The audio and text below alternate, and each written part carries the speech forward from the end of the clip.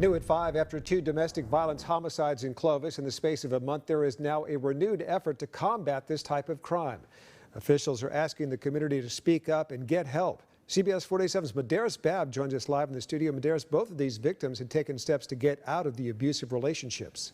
That's right, Ken, they did. And the most recent incident took the life of 38-year-old Anna Richards Anderson, who is pictured behind me. She had a restraining order against her husband, but now her little boy without both of his parents.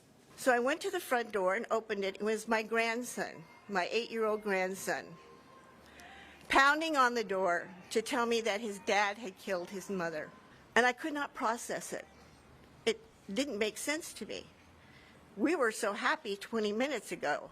On October 7th, Eleanor Richards was waiting for her daughter, 38-year-old Anna Richards Anderson, and her 8-year-old grandson to come back from the fair. But when the two arrived home, Eleanor says that Anna spotted her abusive husband, 40-year-old Corey Anderson. Anna told her son an escape word. He opened the car door, rolled out, and hid in the bushes. That's when police say Corey killed Anna before taking off to another home and ultimately killing himself. So I took my grandson, 8.5 years old, to explain to me that his mom was gone.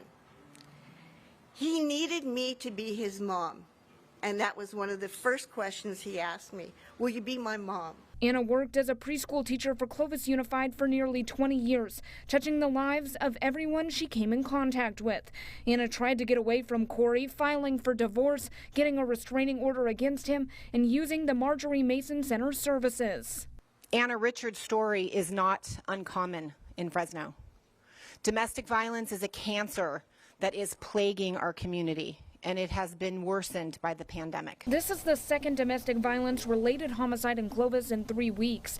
Back at the end of September, police say 37-year-old Antonio Saldana shot and killed his wife, 33-year-old Lisa Saldana, injured another man, and then shot himself. Antonio is still in the hospital, and Lisa was in the process of getting a restraining order when the incident happened.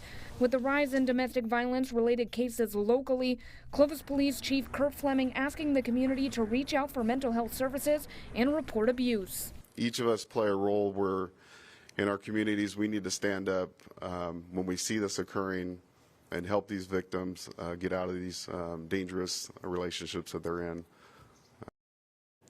Anna's mother asks people to do a good deed each day in honor of her daughter, Anna.